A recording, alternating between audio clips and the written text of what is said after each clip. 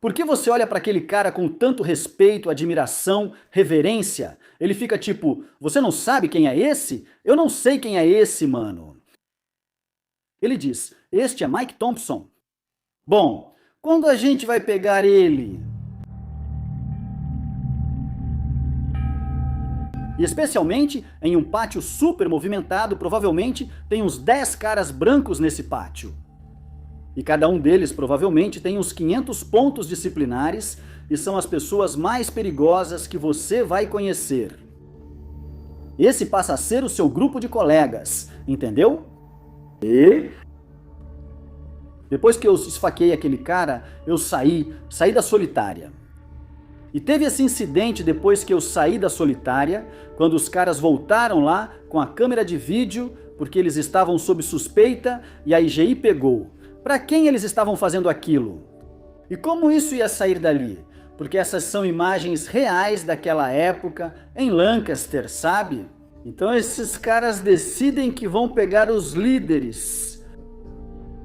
E eles iniciam essa missão, onde ao invés de irem para o pátio, eles entram numa escolta algemada, e tudo acontece durante a escolta.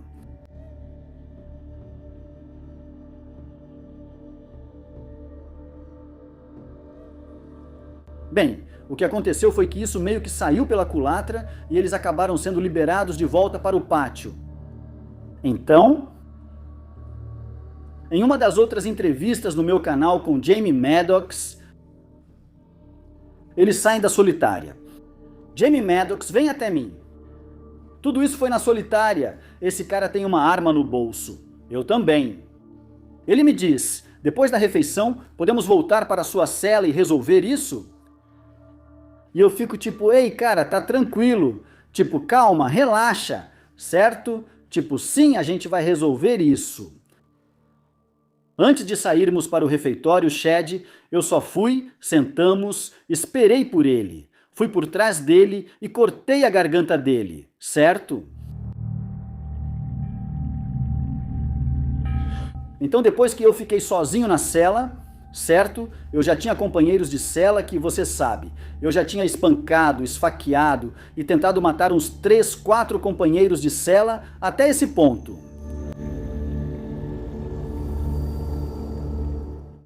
Incluindo o tempo na detenção juvenil, são aproximadamente 35 anos no sistema prisional do estado da Califórnia.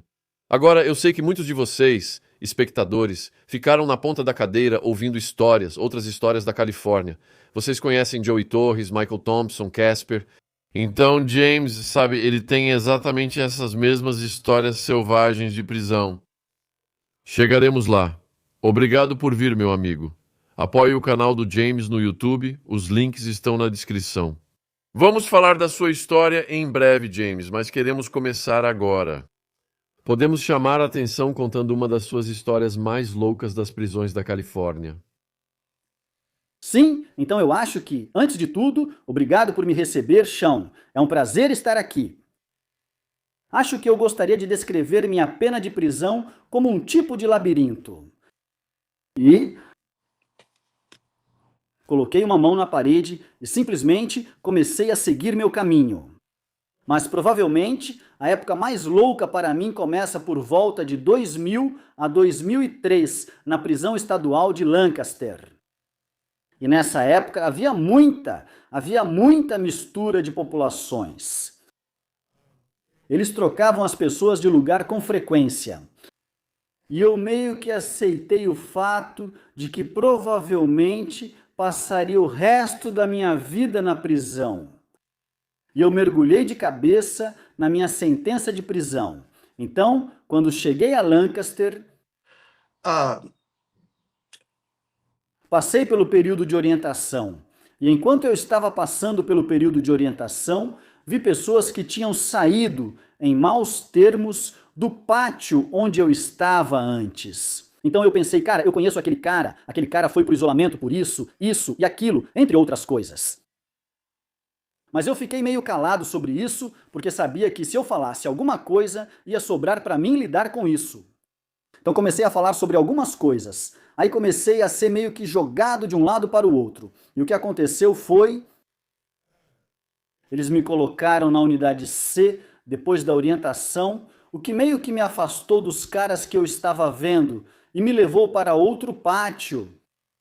Mas esse pátio era um pátio suspeito. Esse era o pátio onde começaram a trazer os primeiros detentos SN-UNs na Califórnia e meio que misturá-los, como depois fariam em outros pátios. Então eu fui até lá e fui abordado pelos líderes do pátio e eles começaram a me falar sobre esse cara. E eu não sei, o tempo todo eu achei que estavam armando para mim.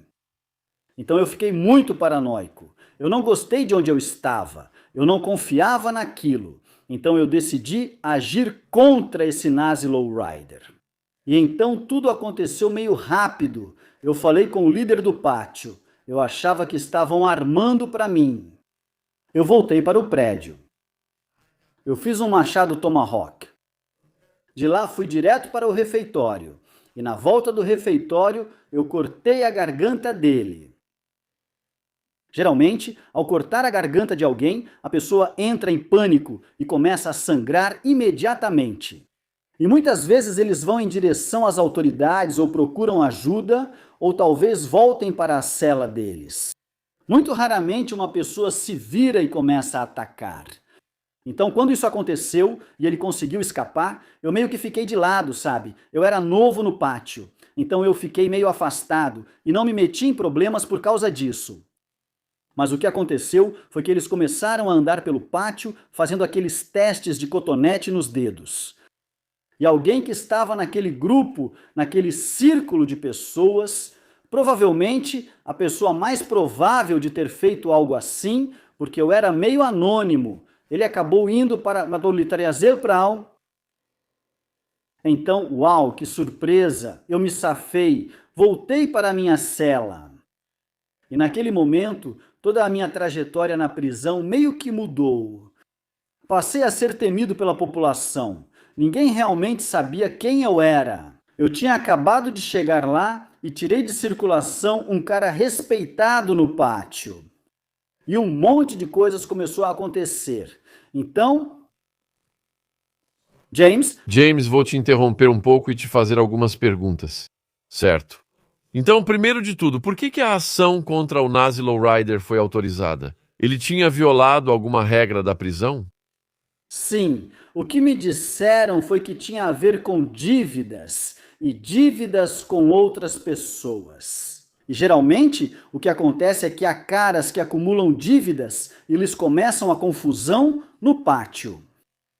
Então o controle é meio que tirar essa pessoa de circulação, mesmo que ela provavelmente seja um ativo em qualquer grupo em que esteja. São eles que gastam dinheiro, são eles que têm os contatos. Eu realmente não conhecia o cara.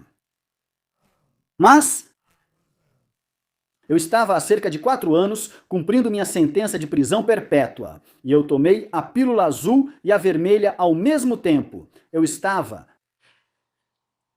Eu realmente, honestamente, achava que nunca ia sair da prisão.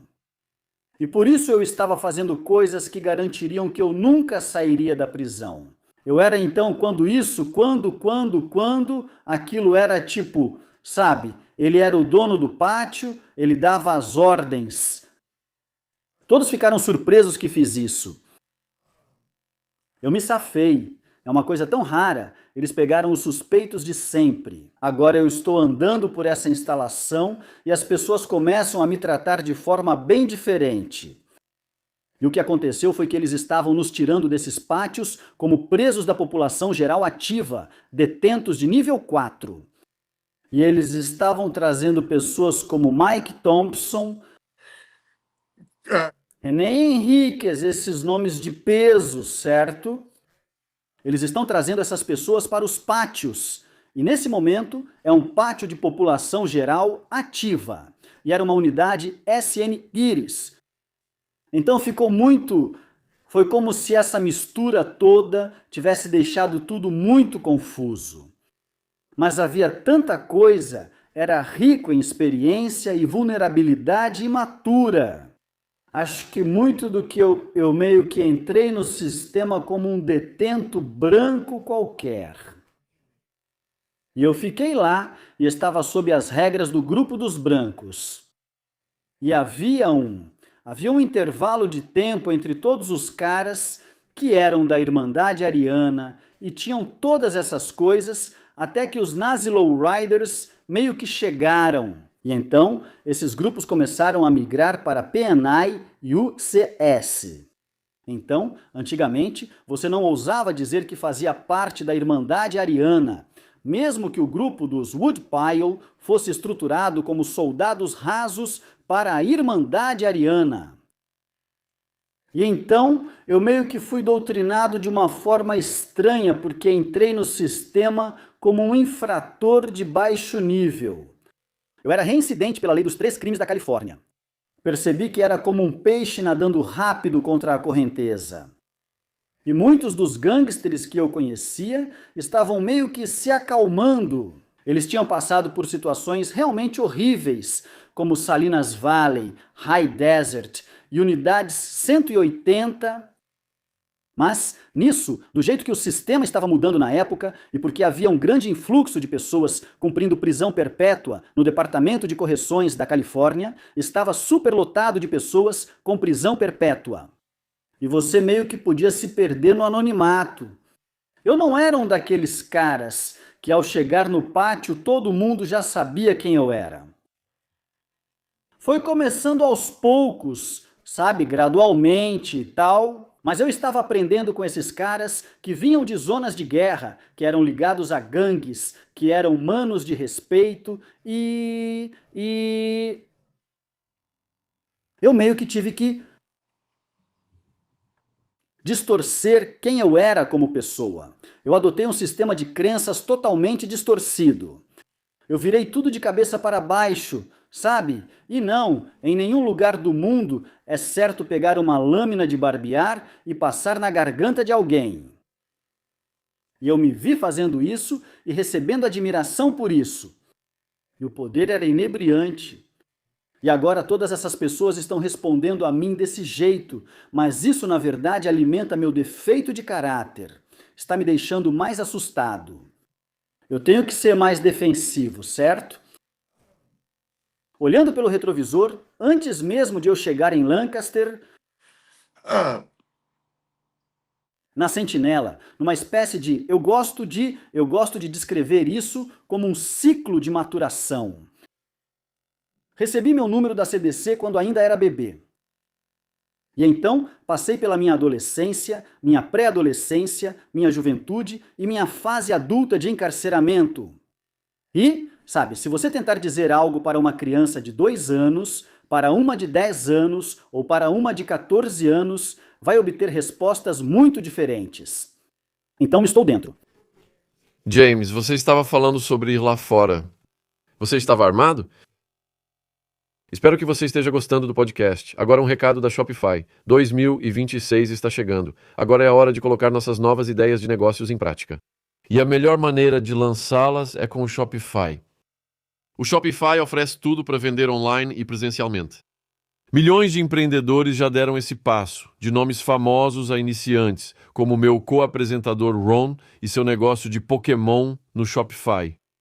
O Shopify oferece todas as ferramentas para você criar facilmente a loja dos seus sonhos, escolhendo entre centenas de modelos lindos que você pode personalizar para combinar com a sua marca.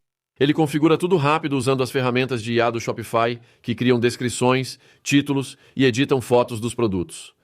O marketing já inclui criação de campanhas de e-mail e redes sociais para alcançar clientes onde estiverem. Conforme você cresce, o Shopify acompanha. Gerencie mais pedidos, expanda mercados e controle tudo no mesmo painel. Em 2026, pare de esperar e comece a vender com o Shopify. Inscreva-se para o seu teste de 1 libra por mês e comece a vender hoje mesmo em shopify.co/ukchão. Acesse shopify.co/ukchão. Isso mesmo, shopify.co/ukchão. Aqui você está em primeiro lugar neste novo ano com a Shopify ao seu lado. O link está na descrição do vídeo no YouTube. Obrigado por apoiar nosso patrocinador, Shopify. De volta ao podcast. Eu não estava armado. Eu gostaria de ter estado armado. E mesmo naquela época, tipo no isolamento, inicialmente no isolamento,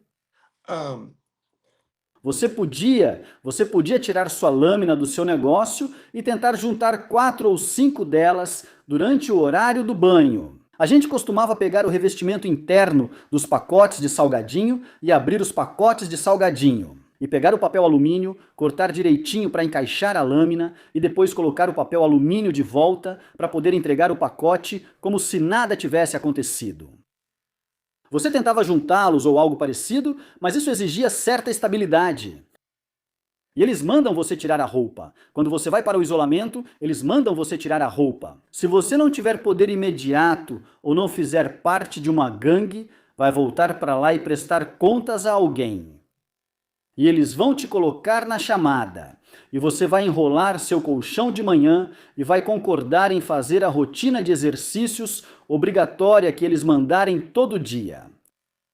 E você vai ter uns 4 ou 5 dias para se preparar antes de ir para esse pátio, para ser liberado para esse pátio. E você realmente tem que pedir para ir para esse pátio. Você diz: eu quero ir para a grade, a população geral, pátio dos brancos, sabendo que tudo isso está à espreita. Então você começa a fazer seus burpees. Fica de olho no seu colega de cela. Eu não conhecia meu colega de cela. No final das contas, eu acabei, sabe, passando por todo esse estresse, indo pro pátio, encarando as consequências. Eles falam: tá tranquilo, mano. Eles falam: tá tranquilo. Tipo, uau, mas tudo em mim, isso mudou quem eu era ali na hora, sabe? E aí eu comecei a me envolver mais nisso, né? Porque eu voltei e lembro que estava jogando Scrabble com meu colega de cela depois de todo o estresse dessa situação. E a gente teve uma discussão por causa do Scrabble e partimos para briga ali mesmo. E por causa de todo o estresse, é como se você dissesse para si mesmo: eu vou fazer alguma coisa. Isso precisa sair de mim, né? E você se prepara tanto para isso. É como se estivesse se preparando para um impacto que nunca acontece. E isso te domina. Isso distorce o seu sistema de crenças. Você acaba pensando tanto com seus velhos hábitos e emoções. Seu córtex pré-frontal todo o sangue está indo para a parte de trás da sua cabeça e você está em modo de luta ou fuga. E eu fiquei tipo, bem, é isso que eu estava procurando. É por isso que eu estava, quando você, sabe, fazer algo com alguém, e você sabe, quero dizer, eu sabia que ele era um nazi lowrider. Eu sabia que ele tinha dívidas. Eu sabia que não queria ser esfaqueado por mexicanos ou negros por causa dessas dívidas, certo? E mesmo naquela época então eu já vinha cultivando um relacionamento antes de eu assumi todo o tráfico de drogas em Lancaster, ficando com 1/3 para trazer e tocar a droga dos mexicanos e tudo mais, até que parei. Até que percebi, tem três Southsiders em cada pátio para quem estou trazendo droga, certo? E eu estou ficando com 1/3. E agora, toda a população branca é quem vai pagar. Sabe o que quero dizer? Sempre há um cara branco com essas dívidas absurdas e isso vira uma questão racial, né? Então eu comecei a viver e todo o meu mundo começou a ficar cada vez menor, menor e menor. Foi antes de eu abrir o pátio C de Sentinela. E era parecido com isso, mas eu era praticamente um bebê. Eu tinha acabado de receber meu número, tinha acabado de chegar na prisão com a sentença. Meu primeiro companheiro de cela acabou matando o próximo companheiro de cela dele. Por causa das acusações dele, por questões dentro da cela, mas também por agressividade com os colegas. Eu conheci esse cara em Sentinela. Ele desceu da unidade de isolamento de Pelican Bay para Sentinela. Virou meu Sully. E eu juro que ele era tipo nível 9. Ele era o cara mais durão que já conheci na prisão. Eu era apenas um garoto e ele, meu parceiro mais velho. E eu também já entrevistei ele no meu canal, mas eu fiquei tipo, eu fui lá e pensei, eu meio que tô no meio disso, né? Porque é isso que acontece. Esses caras matam colegas de cela. Eles conseguem essa base de poder. Todo mundo sabe quem eles são. Você começa a adentrar nesses ciclos viciosos. Seu mundo vai ficando cada vez menor, menor e menor. Vai de uma cela 270 para uma 180, depois para uma cela da SAU, até chegar a uma solitária na SAU de Pelican Bay.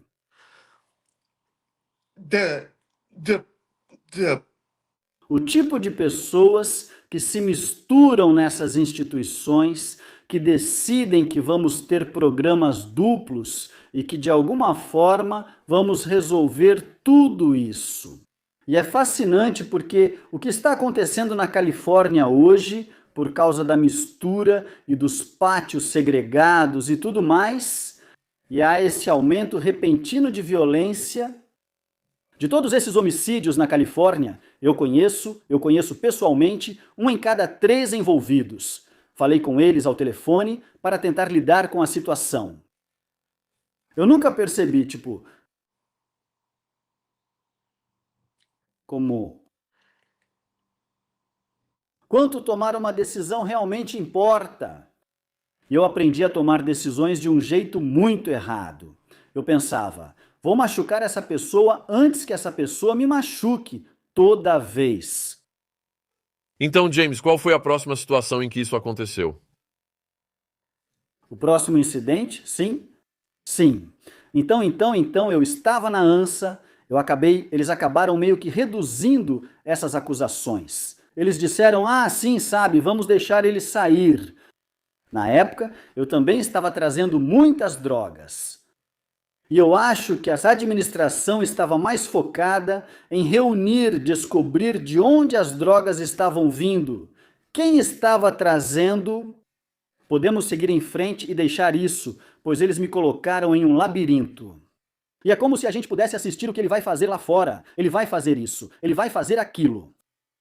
O que eles não achavam que eu faria era ir lá e repetir a mesma ação porque eu estava irritado. Estava na solitária, pensando que vocês iam vir para cima de mim. Vocês vão vir para cima de mim. Eu vou para cima de vocês primeiro, certo? E então, quando a temperatura começou a cair, porque sabe, você está indo lá para fora, tá tudo tenso. Eu fui lá fora e acertei outra pessoa. Qual o contexto e a história por trás, James? Então esse cara, o nome dele era Ark, e ele estava antes em Sentinela, onde eu estava. E ele tinha se fechado lá porque meu parceiro de cela, ele tinha uma papelada ruim, certo, por causa de criança. E ele tinha uma papelada ruim, e todo mundo estava comentando sobre isso. E meu parceiro de cela em Sentinela tinha levantado a mão para bater nesse cara, mas ele pediu proteção. E esse era o cara.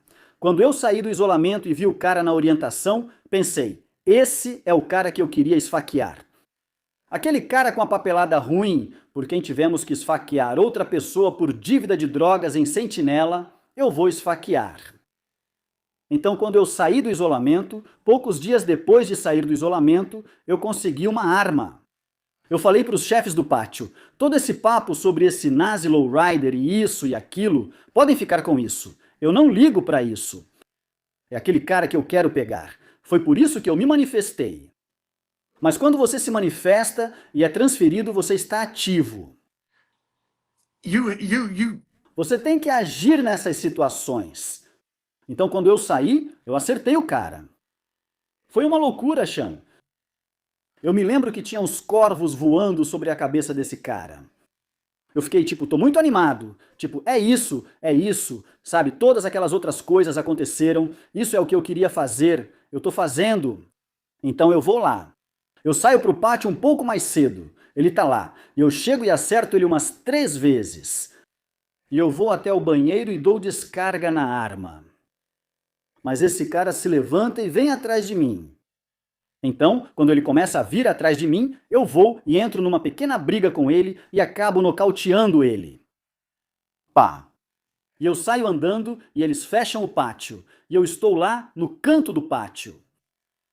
E eu juro que até hoje me lembro, alguém tinha levado um baseado e estava com o violão lá fora, tocando uma música. Era Stairway to Heaven, ou algo assim. E eu estava só sentado lá, com toda assim a atenção da unidade inteira voltada para mim, certo? E eu estava curtindo aquilo. E parecia que eu não ia me meter em encrenca por causa disso, porque eles estavam só levando as pessoas e tudo mais, mas eu tinha sangue nos meus sapatos. E quando eu entrei, eles notaram o sangue nos sapatos, provavelmente porque já sabiam que era eu e tinham todas as informações de que isso ia acontecer de qualquer jeito. E aconteceu, mas dessa vez eu estava dessa vez eu estou indo de boa vontade, ok, me levem de volta. E agora vamos reorganizar algumas das coisas que estão acontecendo aqui atrás, na ADSEG no Agrey, certo? Enquanto eu estou lá atrás, esses dois caras, era depois do domingo à noite, e alguns dos caras dele estavam lá. E eles tinham isso, eles estavam pegando quilos e quilos E havia um grupo de caras que conseguiu uma filmadora lá em 2000 e eles começaram a se filmar usando drogas. Eles eram assim, a gente não liga. Somos juventude perdida, todos nós somos condenados à prisão perpétua. Esses são os garotos que estavam indo parar em Lancaster. Tem uma mistura também porque tinham garotos que foram condenados a 27 anos a perpétua quando tinham 15 anos, certo? Tem garotos nesse sistema adulto porque eles têm esses IGOLP, custódia protetiva, população geral comum. É só uma mistura de pessoas, é uma loucura. E esses garotos, e eu era um pouco mais velho que eles. E sabe, o Mike e o pessoal eram um pouco mais velhos que eu. Então essa lenda é só ralando, né? E você não ousava dizer que fazia parte da Irmandade Ariana, lá na população geral na Califórnia, nos anos em que estive na prisão, porque você seria morto, né? E isso é meio que toda essa base de poder e toda essa distorção. Mas a dinâmica interna do que isso é, dentro do esquema de proteção e como esses jogos se tornam tão poderosos, é por proteção, é para... Você é minoria em cada pátio. Provavelmente, e especialmente em um pátio super movimentado, deve haver uns 10 caras brancos naquele pátio. E cada um deles provavelmente tem uns 500 pontos disciplinares e são as pessoas mais perigosas que você vai conhecer. Esse passa a ser o seu grupo de colegas, entendeu? E depois que eu esfaqueei aquele cara, eu saí da solitária. E teve esse incidente depois que eu saí da solitária, onde os caras voltaram lá com uma câmera de vídeo, porque eles estavam sob suspeita e a IGI pegou. E para quem eles estavam fazendo aquilo? E como aquilo ia sair dali? Porque essas são imagens reais daquela época em Lancaster, sabe? Então esses caras decidem que vão eliminar os líderes. E eles iniciam essa missão onde vão fazer isso. Em vez de irem para o pátio, eles entram numa escolta algemada e a confusão estoura ali. Porque todo mundo, eu não estava lá, mas esse incidente aconteceu. Eles partiram para cima dos líderes. Eles não gostavam das decisões que ele estava tomando. Eles estavam assumindo o controle. O que aconteceu foi que isso saiu pela culatra para eles e acabaram liberados de volta ao pátio. Então, em uma das outras entrevistas no meu canal com Jamie Maddox, eles saem da solitária. Jamie Maddox vem até mim. Tudo isso aconteceu na solitária. Esse cara tem uma arma no bolso. Eu tenho uma arma no bolso.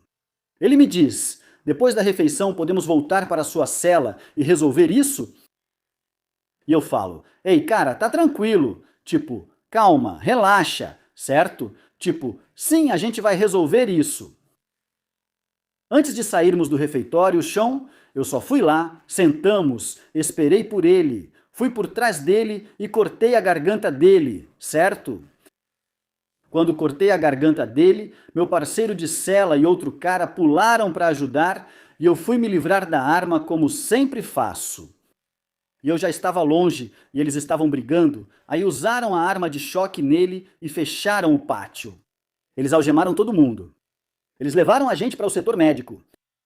Eles decidiram que um policial disse que viu meu Sully cortar a garganta do cara, mas ele não cortou a garganta dele nem do outro cara. E eu não tive nada a ver com isso. Me mandaram de volta para o pátio. Certo, agora eu tenho meu colega de cela, o Sully, ele está quase saindo. Ele acabou de pegar uma acusação de agressão com arma contra outro detento. Eles formalizam as acusações em Lancaster. Certo. Então eu fico tipo, isso era tão incomum naquela época, mas nós contamos para eles, eu conto para eles que fui eu que fiz isso. Fui eu que fiz isso. A vítima, Jamie, diz que James fez isso. Os outros detentos dizem, James fez isso, certo? Todos nós concordamos. Eles processam esse cara e levam todos para a cadeia do condado de Los Angeles. Vou depor e digo, juro dizer a verdade, toda a verdade e nada além da verdade. Esfaqueei aquele homem. Não foi meu companheiro de cela. Disseram que era porque todos tínhamos prisão perpétua e nada a perder. Deram 8 anos ao meu companheiro de cela por esfaquear esse cara. Então eu acabo em um ônibus, porque eles nos levaram, então tudo isso está acontecendo. Tipo, eu esfaqueei esse cara, eu coloquei o outro cara na minha cela. Eu acabei pegando uma acusação de agressão contra um agente penitenciário, o tenente do IGI, porque eles decidiram que iam mirar nos membros de gangue e nos caras que traziam drogas e essas coisas. E eles vieram e nos aplicaram uma 115, uma falta disciplinar. Lembrando, meu companheiro de cela estava lá atrás. Os caras anteriores que estavam lá, as vítimas anteriores, eles partiram para cima dos líderes do pátio.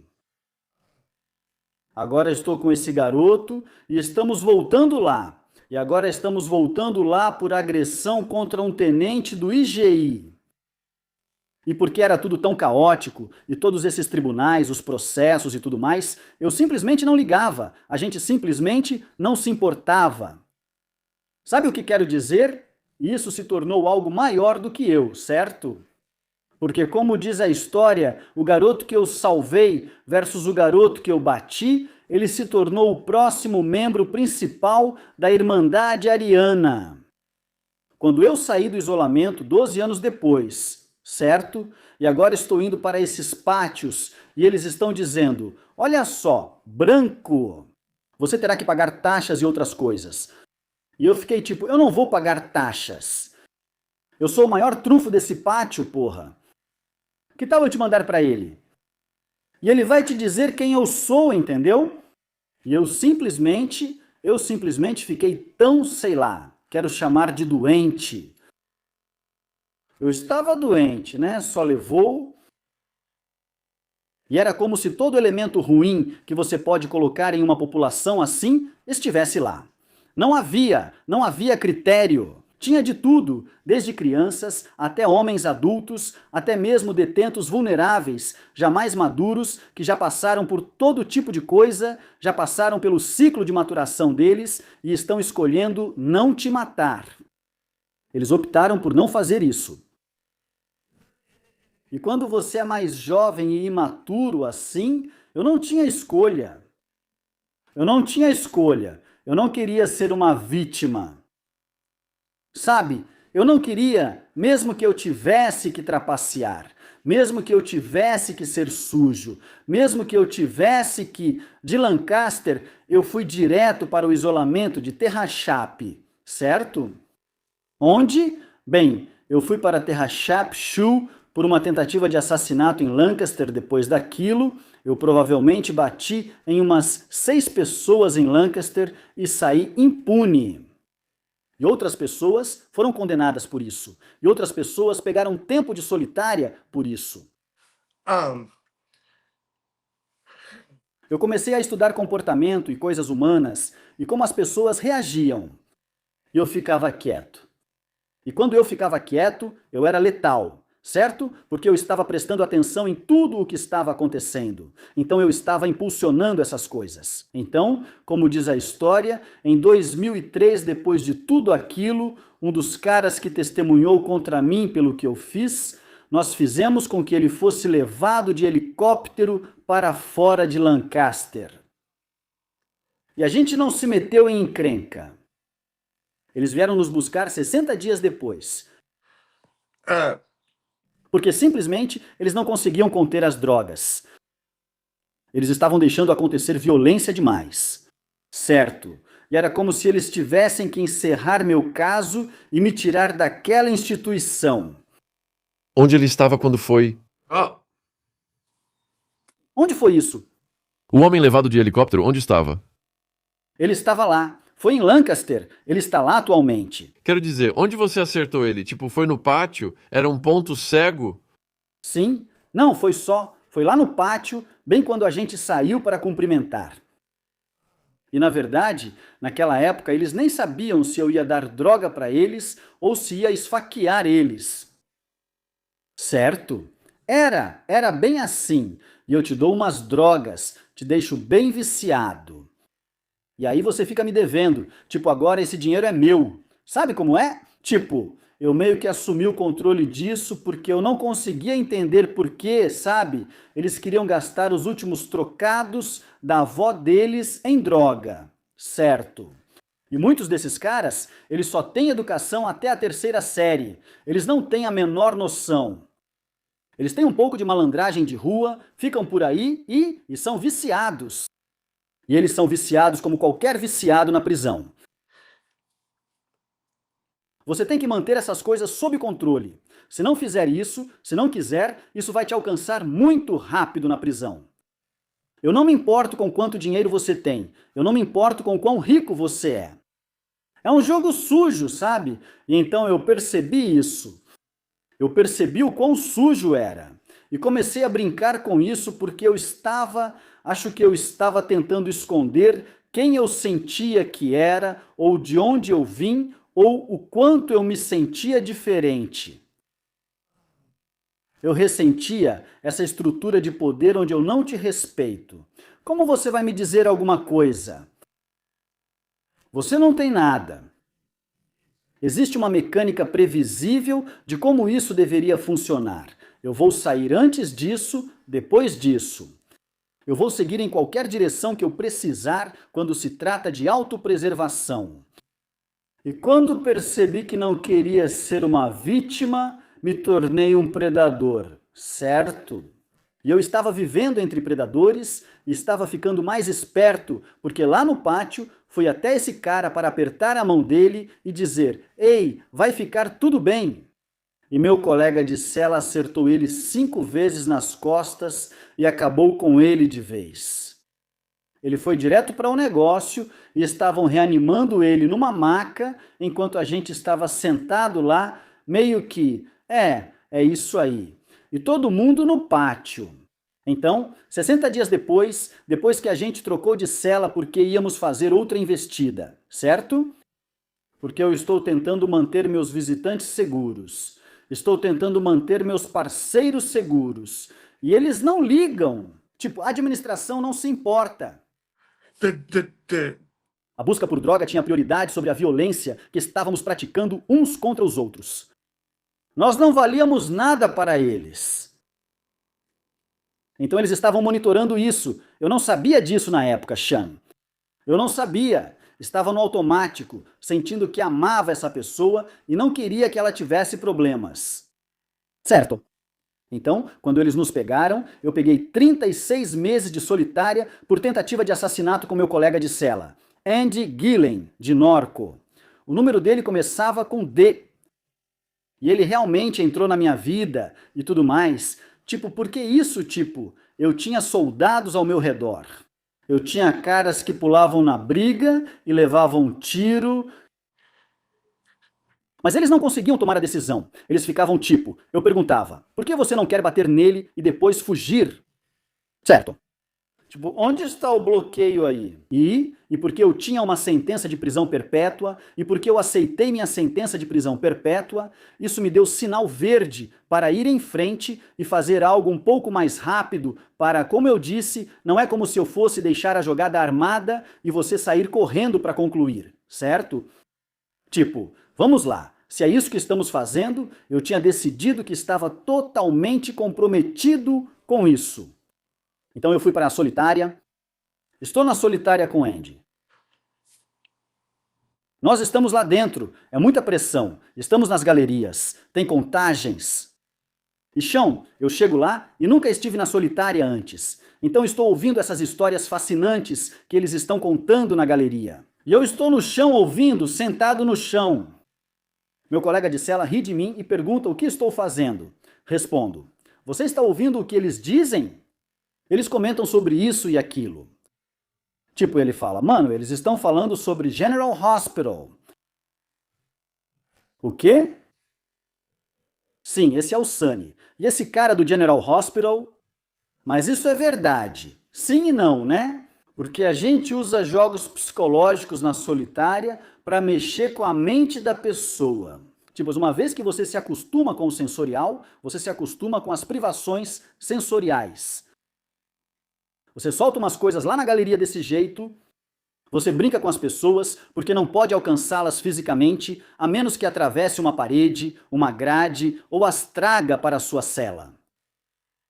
Isso vira uma coisa totalmente diferente, uma guerra psicológica.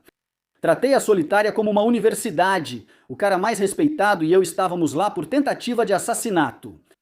Essa ocorrência 115 que eu levei, chão, é a ocorrência 115 mais pitoresca que eu já vi no CDCR.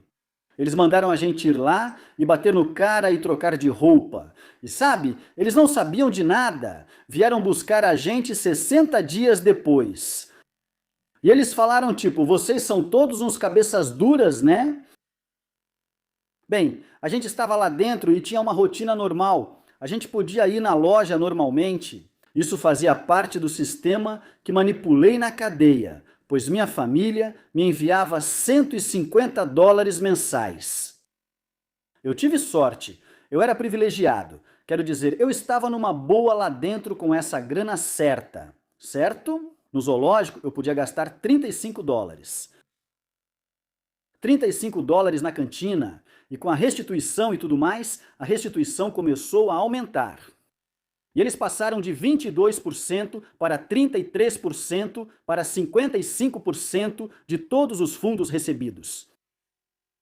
Isso é, imagine se eles tirassem 55% da sua renda, certo? E você vai viver com esses outros 45%. E simplesmente não é o suficiente, certo? E aí você fica nessa espécie de caixa coletiva, meio comunista, onde isso passa a ser fora das regras se você tiver meios e recursos extras e eu te mandar dinheiro para comprar na cantina comigo. Agora somos uma organização criminosa. Então, a única coisa que faz sentido nisso é pegar essa substância marrom, picar em pequenos pedacinhos e ter todo o controle de tudo, porque eles não estão levando 55% disso. Até as gangues só tentam levar 1/3 disso, certo? Mas quando comecei a construir minha vida dentro do Departamento de Correção da Califórnia, como um detento da unidade de isolamento, agora estou tendo retorno sobre meus 150. Estou guardando dinheiro e vou ficar na solitária por 10 anos. Então, a $10 por mês durante 10 anos, eu tenho $1.000 quando sair e nem posso gastar mais do que 55, certo? Então eu começo a tipo, algo começou a acontecer na solitária, onde eu comecei a ler livros. Eu começo, sabe, agora é aqui que eles fazem as contagens de verdade.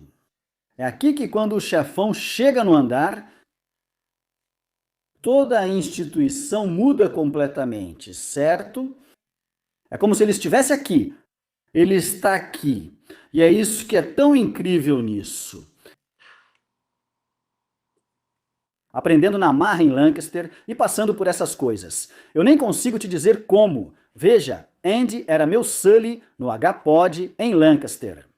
A primeira vez que conheci Mike Thompson e René Henriques, eles estavam no andar. E eu era um preso na ativa. E eu costumava observar meu Sully e perguntar: por que você olha para aquele cara com tanto respeito, admiração, reverência? Ele dizia: você não sabe quem é aquele? Eu não sei quem é, mano. Ele disse: esse é o Mike Thompson. E isso me deixou curioso. Então tá, quando é que a gente vai ver ele? Certo? Por que você está assim? O que aconteceu?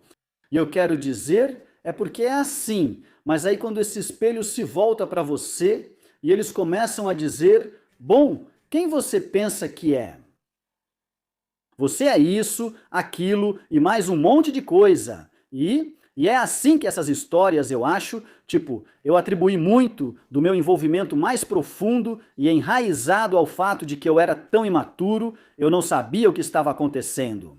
E aí você avança isso para 10 anos depois, quando eu já estava na solitária há 12 anos e eu era letal. Eu era letal. Quero dizer, eu nem cheguei a falar do que aconteceu depois. Então, em Terra-Chape, eu estava lá com Dandy. A gente estava bebendo, tínhamos uma rotina normal, tínhamos todo o dinheiro extra, o chocolate quente, estávamos fazendo umas misturas. E a gente fica bêbado, e ele começa a fazer ameaças de morte na galeria. E eu parto para cima dele e acabo com ele. Negões, todo mundo. Eu até fiquei tipo, caramba, nem sabia que eu podia acabar com alguém desse jeito, né? Mas foi assustador. Mandam uma arma lá embaixo e mandam acabar com ele. Eu disse que não faria isso. Já me sinto mal por ter brigado com ele. Tipo, eu já ferrei com ele. E ele tá sentado lá, tipo, olhando pra mim. Esse é alguém que, tipo, eu já passei por tudo isso por alguém que levaria um tiro e morreria por mim. E aqui estamos nós. Estamos discutindo por causa das pressões, né? Falei pra ele que não vou matar ele. Foi difícil ficar na cela com ele depois, porque teve várias vezes em que estávamos fazendo nossos exercícios e quando não estávamos nos dando muito bem, eu via esse cara se posicionando para me dar uma gravata de jiboia e me matar.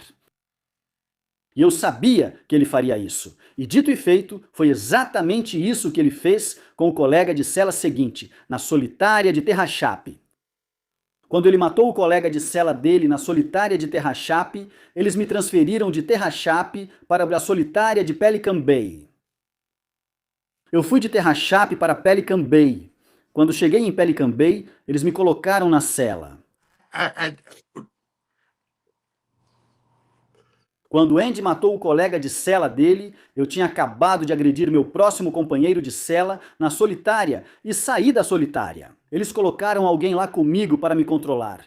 E ele não era meu amigo. E ele não se saiu bem. E eu dei conta dele e peguei outra solitária. E com isso, com o homicídio do Andy, eles me mandaram para Pelican Bay. Ao chegar à solitária de Pelican Bay, o que fiz? Eu esfaqueei meu próximo companheiro de cela. James, estou curioso. Vamos voltar um segundo. Você disse que ele se preparava, Andy, para fazer isso com você. Pode dizer o que percebeu que ele fez? Bem, foi. É tipo, sabe, de manhãs, como com rotinas de exercícios, com a estrutura da cela e com a tensão de estar em uma cela com alguém 24 horas por dia e as pressões externas. Porque ele estava, basicamente, eles queriam registrá-lo como incompatível comigo, mas eu me recusei a declarar essa incompatibilidade. E isso trouxe tensão entre nós. E então, quando não estávamos nos dando bem e a tensão estava alta lá dentro, algo como o que íamos assistir na TV poderia se tornar um problema real. E eu percebi, tipo, eu sentia isso algumas vezes, tipo, você ia, tipo, o que você vai fazer, por quê? E eu ainda estava. Eu ainda estava lidando com o fato de que eu não deveria ter encostado nele. Não devia tê-lo agredido, eu também estava bêbado. Eu meio que entrei na onda do tipo, ei, você sabe, você não pode ficar falando besteira pra galera, e acabei partindo pra cima dele. Isso sempre ficou na minha cabeça, porque um dia antes do Andy matar o companheiro de cela, ele me disse, estou ficando de saco cheio desse cara. eu estava nas gaiolas com ele. E ele disse: estou de saco cheio dessas coisas. Esse é o mesmo cara que me apresentou ao Mike Thompson. É o mesmo cara que evacuamos de helicóptero de Lancaster. E tipo, foi de verdade mesmo, né? Somos vistos como controversos porque seguimos nosso próprio programa e dizemos: não, vocês não vão fazer isso. Já discutimos, não vou tirá-lo daqui. Mas eu estava lá fora nas gaiolas. Ele disse: estou de saco cheio desse cara. Depois ficou bêbado. Juro que ele me matava naquele dia. Certo, tipo, eu podia sentir. E então, porque eu ainda era muito jovem e não entendia justiça criminal, era sem instrução e todas essas coisas. Eu comecei a perceber, tipo, ok, então quando aquilo aconteceu, eles tiraram o cara. Eles ficaram tipo, erramos. Não acusaram ele de nada. Certo? Não acusaram Andy de nada. Andy acabou decidindo que iria começar. Ele não podia voltar para a população, especialmente agora depois de ter matado esse skinhead, né? Depois de tudo isso, ele já estava meio que queimado. E então ele começou a entregar o jogo. Quando ele entregou o jogo, eles já tinham todas as informações sobre mim, pois era meu colega de cela. E foi isso que me mandou para a SHU de Pelican Bay e me colocou na D5. Mas, nesse meio tempo, eu consegui me aproximar de alguém que era o pior criminoso de ódio da Califórnia. Ele avisou um agente de imigração e cortou as orelhas dele, estava com as orelhas no bolso quando foi pego, era meu colega de cela. E eu pensei, bom, por que não? E com esse incidente, filho, provavelmente foi o mais perto que cheguei de perder a vida depois de ter esfaqueado ele 4 vezes. A arma voou longe e eu estava encrencado. Pode ir mais devagar? Onde ele estava quando o acertou? Ele estava parado na porta, olhando para fora, quando eu cheguei e comecei a bater nele com o triturador de ossos assim. E eu bati nele umas 4 vezes, tentei esfaquear ele no coração. E de alguma forma, ele fez alguma coisa e a arma voou. E ele se virou e começou a me bater. Ele começou a me espancar até os policiais chegarem e jogarem spray na gente. Ele estava meio incapacitado. Eu só fiquei meio assim quando a arma voou e tudo aquilo aconteceu. Ele também era um cara ruim.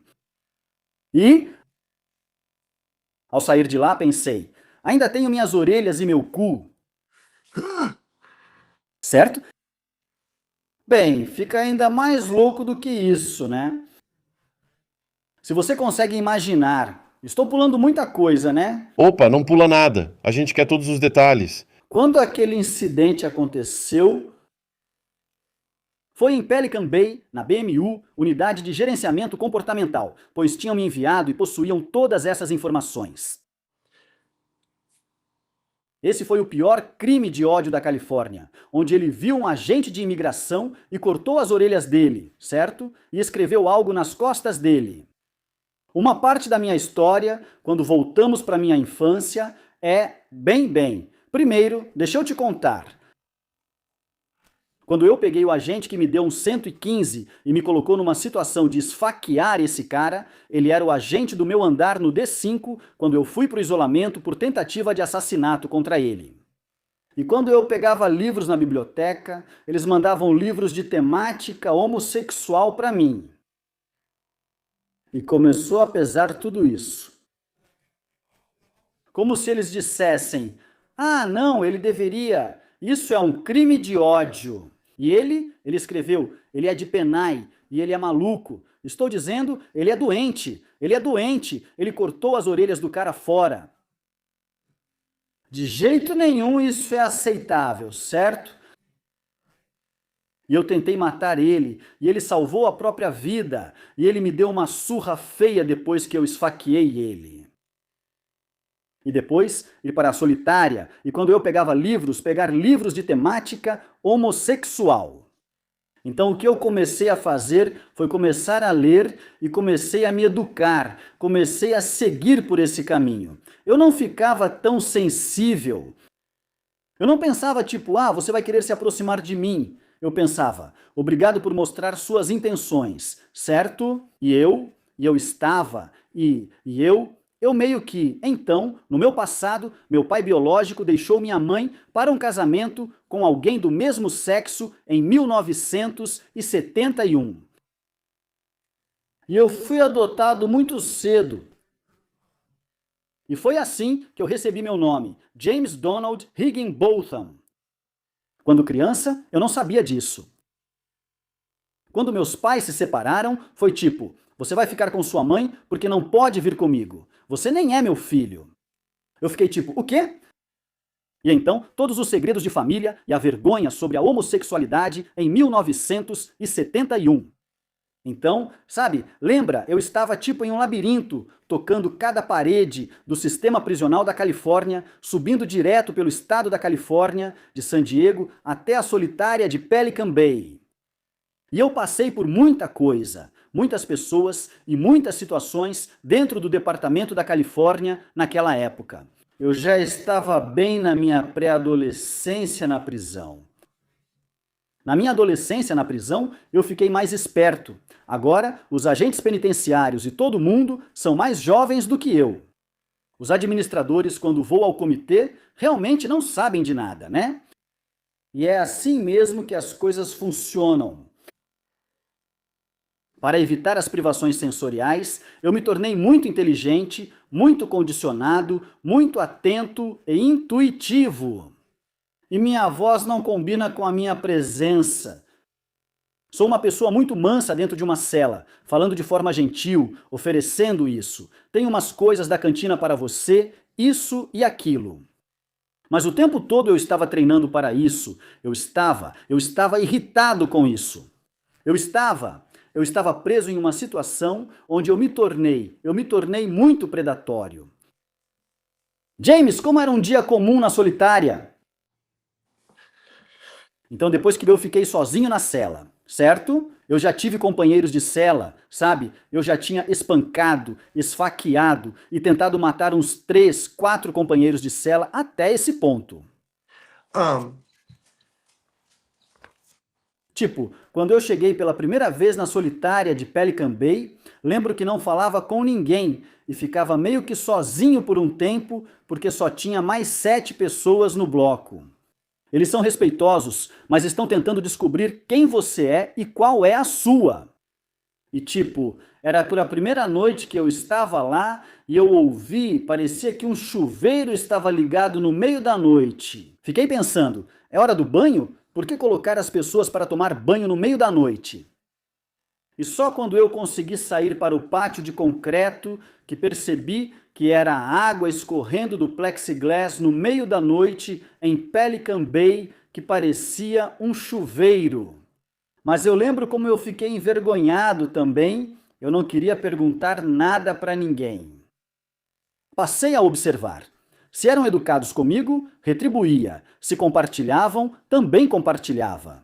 Depois, comecei a compartilhar espontaneamente, amarrando a revista na linha. E é algo que é muito diferente sobre a solitária de Pelican Bay, e passar qualquer tempo na solitária de Pelican Bay é... Você pode ignorar toda essa questão de raça e religião. Pode esquecer tudo isso, pois estará com cerca de 7 pessoas. Se as portas se abrirem, esteja pronto para salvar sua vida. E as pessoas que estão nessas celas, quero dizer, eu fiquei na D5. Eu provavelmente fui um dos únicos detentos brancos, não afiliados, que conseguiu uma cama no corredor mais longo, até eles começarem a mudar essas coisas, certo? E mesmo isso, Sean, eu estava em Pelican Bay quando eles decidiram que iam isolar o corredor curto e o corredor longo. E era praticamente por hierarquia. Todos do nível 1 ao 4 eram membros de gangue validados. E então, os associados de alto escalão passavam pelo outro corredor e eles tentaram mover todo o resto para a seção C porque precisavam separar. Visitas, porque eu estava recebendo visitas e o grupo estava ficando cheio com todas as garotas dos manos. E era a mesma estrutura de poder que existia lá embaixo. Então eles tiveram que separar isso, porque era assim que as mensagens estavam chegando ao convívio geral. É assim que as pessoas estavam conseguindo mais poder e coisas assim. Porque muita coisa acontece fora da prisão, sabe? E então eu estava envolvido nisso, e essa foi outra situação que quando eles nos tiraram do D5, o que eles fizeram foi pegar todos os não afiliados, o que é chamado de MERG. Você tem uma data mínima de elegibilidade para a liberação do isolamento. Mas como eu já tinha passado por tantos isolamentos, depois disso eu estava indo para o isolamento por falha no programa. Seria um isolamento indeterminado após um determinado, baseado no meu comportamento. Bem, quando estou na cela sozinho e basicamente só vou do ponto A ao ponto B e tudo mais, não é difícil ficar livre de punições disciplinares. O difícil é dar uma direção para sua mente. Foi aí que comecei a resolver problemas de matemática na TV. Eu consegui meu certificado equivalente ao ensino médio na solitária de Pelican Bay. Eu me matriculei na Coastline College. E todos os caras ao meu redor, isso é uma coisa que eu percebi sobre aquela solitária, que é diferente das outras. Eles são criminosos condenados, mas educados, instruídos. Ninguém guarda os livros só para si.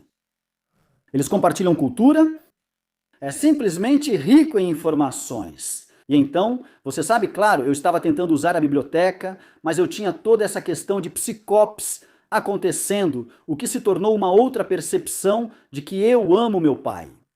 Eu não tenho problema com meu pai. Eu percebi isso. Será que foi isso que aconteceu quando eu tinha 14 anos e eu era ressentido com meus pais? E eu estava questionando minha masculinidade em uma instituição de detenção juvenil. E eu tinha que colocar a bola na rede, ou acertar uma cesta, ou derrubar alguém na luta, ou ser algo a mais, porque era assim que eu me conectava. Quero dizer, mas na prisão estadual de segurança máxima, quando não existe recreação. Ou uma coisa importante é ter uma bolinha de borracha para ficar quicando. Isso tirou toda essa parte da minha personalidade. E toda a educação e a disfunção desses pátios mistos, essa mistura de pessoas, das gangues e da política racial. E aí Pelican Bay é totalmente diferente. Em Pelican Bay você é como uma família disfuncional, até mesmo com os agentes penitenciários. Você fica tão familiarizado e tudo mais, porque dá para ouvir, você tem que sentar para urinar, porque eles conseguem ouvir você fazendo xixi. Então Pelican Bay é silencioso e respeitoso. E você só precisa se apegar a isso e absorver. E o que acontece é que o que aconteceu foi que eu comecei a escrever e a copiar livros, me envolvendo, assistindo, sabe, com minha pequena TV, assistindo meus programas e todas essas coisas. Mas algo começou a acontecer. Eu comecei a escrever todos esses zines diferentes e todas essas revistas de esquerda diferentes. Digo isso porque estão me oferecendo todos esses recursos. E eu comecei a gerar uma quantidade enorme de correspondências. Uma quantidade enorme de correspondências. Eu enviava 20, 50 cartas por noite. E com o tempo, elas começaram a voltar, certo? E era toda uma via de acesso à informação. Sabe, eu fiquei viciado no Estados Unidos Today e assistia tudo e conseguia compartilhar esse conhecimento com outras pessoas. Às vezes, a gente ficava no andar e você estava numa cela vazia e sua caixa de leite virava seu copo improvisado. Só de cueca e só isso. Mas com o tempo, realmente, e acho que isso era de propósito, mas eles realmente fizeram as pessoas ficarem muito fortes, muito disciplinadas, muito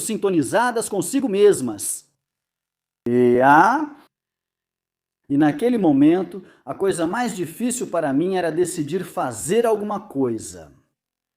Porque se eu decidisse fazer alguma coisa, já estaria nos registros, certo? Quero dizer, à medida que tudo isso começou a acontecer, e você sabe, quando a lei da Califórnia entrou em vigor, aprovaram e disseram que eu era elegível e tal, eu não acreditava que eu conseguiria fazer isso. Até que meu amigo Andy foi para casa, me mandou um dinheiro e uma carta dizendo: "Olha, irmãozinho, você precisa mudar isso." Eu estava nas ruas e, cara, eu entendi ali na hora. Eu pensei, se eu quero, eu consigo, certo? Toda essa metacognição, né?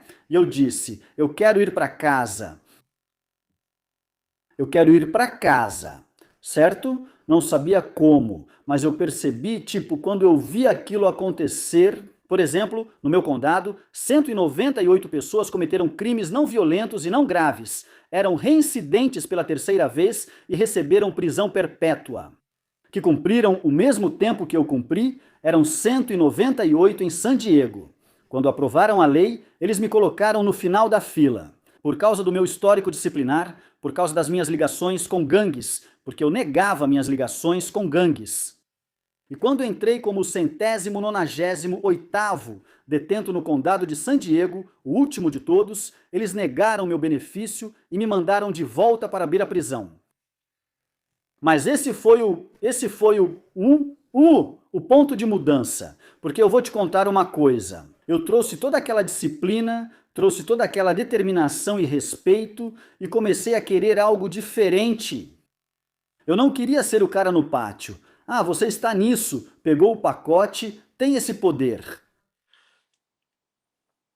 Sabe, toda essa história do Mágico de Oz que eu vou contar, eu quero que seus espectadores entendam isso, porque não importa onde você esteja. Nós decidimos o que queremos fazer e fazemos, e é uma soma das nossas escolhas, certo? E é assim que você decide. Eu quero um casamento saudável, eu quero ser o melhor pai para meus filhos, eu quero ser um membro da comunidade, eu quero ser isso. E que era do mesmo jeito de se posicionar lá no pátio dizendo, nós somos a Silent Aryan Brotherhood. Porque é melhor você nem pensar em falar isso, né? E nós estamos mantendo essa linha por esse propósito, certo? E colocando toda essa energia nisso. Eu li um livro chamado Os Deuses do Peso e dizia, nossa propensão à negatividade. E eu cheguei ao máximo da negatividade, certo? Todo mundo ao meu redor, negativo, 1000 vezes negativo, certo? Nosso potencial para a positividade é igual. E agora é o dobro, porque temos que voltar ao zero para conseguir ter esse alcance. Então, quando eu olho para muitos dos caras com quem eu trabalho, tipo, desculpa, lá no bloco e tudo mais, eles são os mais duros do pátio. Esses caras são casca grossa, né? Se eles decidissem tocar a fortuna, se eles decidissem que o valor próprio deles, se eles valessem alguma coisa e não fossem tão complacentes a ponto de simplesmente ir lá e dizer, ei, me dá a pena de morte, eu não ligo. Foi isso que eu encontrei na Shu, na solitária, sozinho. Eu comecei a afastar algumas dessas coisas. Para te dar um exemplo, eu comecei a usar muito minha caneta e tudo mais, e eu tive essas ideias das revistas, e o que eu fazia era criar um cheque em uma folha de papel e desenhava o cheque. E eu colocava todos os números, e eu copiava isso da revista e detalhava tudo. E aí eu pegava um artigo de revista, tipo de um cruzeiro, e tirava aquilo também. E eu escrevia um cheque para minha família, colocava em um cartão e enviava, certo? E então, comecei a perceber que eu tinha que fazer isso porque todos os meus outros sentidos foram tirados na solitária. Eu comecei a desenvolver isso. Tipo, de maneiras estranhas, cara, eu recebia um cheque de volta, um cheque de verdade, só por pura criatividade, sabe? Ou tipo, as pessoas respondiam, elas ficavam tipo, uau, isso é. Ou tipo, sabe, com minha coleção de selos e todas essas coisas, né? Algumas dessas coisas, eu pegava as coisas mais básicas e colocava tanta energia nisso, onde aquilo ganhava vida, bem antes de eu sair em liberdade condicional. Eu comecei a fazer artesanato com miçangas e estava em um dos pátios onde eu estava. Eu chamei de anéis e coisas brilhantes. E eu fazia anéis de contas para todo mundo na unidade. Mas, Sean, você realmente não quer sair distribuindo anéis em uma unidade? Algumas pessoas interpretam isso de forma errada, não é? Ou você coloca eles em dívida, certo? Ou eles não sabem como retribuir e agir, né? Isso foi meio que nos anos mais maduros do meu encarceramento, mas eu comecei a aprender com as pessoas. Stephen Covey escreve sobre abrir uma conta bancária emocional. E eu invisto, e eu invisto, e eu invisto, porque quando esses saques vêm, eles são bem pesados. Sabe o que eu quero dizer? E é mais ou menos o que eu comecei a fazer agora com esses elementos que as pessoas diriam, quero dizer, eu até penso em alguns deles. Tipo, eu não quero que essa pessoa, não quero que essa pessoa saia, certo? Esse é um conceito estranho, porque a empatia é assim. Eu procuro por eles porque eu penso, poxa, eu queria que alguém tivesse me procurado. Porque isso poderia fazer toda a diferença no mundo, né? E, nesse sentido, realmente acho que eles valem a pena e vejo isso como uma progressão. E existe uma maneira comprovada de prever o comportamento, tanto de forma negativa quanto positiva. Sabe o que eu quero dizer? Sim, é tomar uma decisão. Você diz, eu quero isso. Certo, essa é a decisão mais difícil. É isso que vai te deixar no chão dizendo, eu vou sair daqui e vou encarar as consequências, não importa o que seja. E estar e se preparar para isso, acho que a gente não se prepara para o sucesso como se prepara para o fracasso. Então, James, você descreveu a Shu brilhantemente. Você está passando por esse período de reflexão, você, sabe, está aprendendo tudo isso e está escrevendo e refletindo sobre. Você sabe os motivos que te levaram à prisão em primeiro lugar? Você mencionou isso antes, o divórcio, ir para o centro de detenção juvenil. Acho que neste ponto os espectadores vão ficar realmente interessados em saber quais crimes você realmente cometeu que levaram à sua primeira detenção como menor infrator. Sim, a primeira vez que fui para o centro de detenção juvenil, meus pais se separaram. Eu comecei a sair por aí. Eu estava bebendo álcool, usando qualquer substância que eu conseguia encontrar, e eu tinha alguns amigos A primeira vez que fui preso foi por um furto em residência, mas eu não fui preso. Na primeira vez que eu arrombei uma casa, comecei a arrombar todas as casas que eu podia no bairro. E, por fim, eu fui pego. E eu fui para centro de detenção juvenil e foi, Como eles te pegaram? por causa do furto em residência, então eu tinha arrombado uma casa, era eu e um amigo, e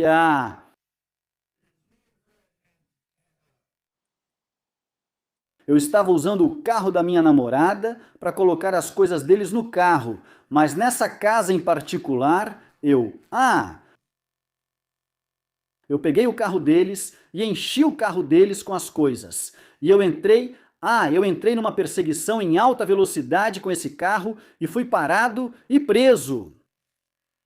E bem, não, sabe de uma coisa? A primeira vez mesmo que fui preso foi por fumar maconha ao lado de uma escola. Vamos chamar de verde. A primeira vez que fumei um verde, foi antes de eu entrar no ensino fundamental Senzo. Eu decidi que ia fumar do lado de um banco, bem na frente de uma câmera, e a polícia veio e me prendeu. Esse foi meu primeiro contato. Eles não fizeram nada, só me levaram para a delegacia e ligaram. Minha mãe, deram para ela essas pequenas bolinhas, explicaram para ela como é o cheiro da maconha, e foi isso. Mas como meu pai estava desaparecido e tudo mais, foi aí que comecei a ficar muito ressentido. Comecei a invadir casas, invadir casas, invadir casas. Então, meu primeiro contato foi por fumar, e então fui preso por um arrombamento de residência. Por esse arrombamento residencial, eu fui condenado a 8 anos de internação no Rancho del Campo. Para onde te mandaram? Foi na cadeia do condado? Cadeia e centro de detenção juvenil. Centro de detenção juvenil? Como é entrar lá sendo uma criança? Sim. Então, no centro de detenção juvenil, eu ainda lembro o endereço do centro de detenção juvenil. É 2800 e um Metal Lark Drive. Passei muito tempo no centro de detenção juvenil, depois que meus pais se divorciaram. Eu me lembro da primeira vez. Eles dividem o lugar em unidades. Eu era um pouco maior para a minha idade, então fui para uma unidade chamada 900. A 700 é para os garotos maiores, a 900 é meio que para os intermediários, aí tem a 200 que é para os menores, e eles têm diferentes unidades. Tem unidades para meninas, GRF, e depois para meninos de diferentes idades, assim por diante. Então eu fui para 900 e, cara, eu me lembro da minha primeira vez. Meu primeiro companheiro de cela era um cara negro de Lincoln Park, dos Bloods, e o nome dele era Darnell Green. E ele era esse garoto negro grandão, certo? Ele tinha uma mancha cinza na cabeça e ele era realmente grande para um garoto e, eu percebia que ele era diferente das crianças com quem eu cresci. Mas eu realmente não tinha nenhum preconceito racial ou algo assim. E a gente simplesmente se dava bem. E onde eu sempre criava laços era quando a gente saía para praticar esportes. Eu era o último garoto branco a ser escolhido na primeira vez, mas aí já no jogo seguinte. Todo mundo já sabia meu nome e sabia, e como eu era atlético, então eu usava isso meio que para fazer amigos e tudo mais. Bem, ironicamente foi justamente naquela primeira vez. O centro de detenção juvenil entrou nessa mistura, onde comecei a fazer amizade com garotos que não eram do meu clube de futebol, que não eram tão maus quanto os que eu andava no meu bairro. Esses são diferentes, tipo Logan Heights, Lincoln Park, tem os Bloods, tem os Crips, tem gangues mexicanas e os caras brancos ficam meio que... Eu nem saberia dizer. Eles eram tipo membros de gangue, sabe? Mas eram só garotos brancos normais. Entende? Talvez alguns deles fossem de tipo... Depende do status socioeconômico deles ou algo assim. Mas eu comecei a fazer amizade com outros delinquentes juvenis e aí foi assim que as coisas aconteceram. Então eu fui para o centro de detenção juvenil, fui para o campo, comecei esse pequeno grupo de colegas. Então agora... Estou indo visitar as casas deles, para o Lincoln Park e Logan Heights. Estou tentando compensar por ser um garoto branco, um jogador de futebol branco. Tipo, eu não sou um gangster. E eles são todos ligados a gangues, sabe? Então eu estava meio que fingindo e fazendo esse papel. Bem, isso me fez começar a arrombar mais casas. E nessas casas a gente encontrava armas, drogas e tudo mais. Mas ainda assim era simplesmente errado. Tipo, pelas muitas casas que invadi quando era criança, eu merecia estar na cadeia. E quando eu ia para a cadeia, eu pensava, eu não mereço estar na cadeia. Sabe o que quero dizer? E eu me comportava bem na Fundação Casa, podia ser um atleta e me destacar desse jeito. E na Fundação Casa, eles têm um controle um pouco melhor sobre as drogas, né? Tipo, você não pode, quer dizer... Tem drogas e álcool na Fundação Casa, mas é limitado. E eu tenho uma boa história sobre isso para contar depois, viu? Mas... Então eu ficava limpo na cadeia. Eu mandava bem, eu me cuidava e tudo mais. Mas aí eu saía e ficava andando com esses caras, e eu tentava ser pior do que eles eram. Certo. Então, o garoto com quem eu fiquei mais próximo em campo, foi com quem eu fui pego depois por um assalto à mão armada. Certo? Então, conforme eu fui, sabe, progredindo nos crimes que eu estava cometendo e tudo mais, na verdade, eu só tinha um problema com abuso de substâncias.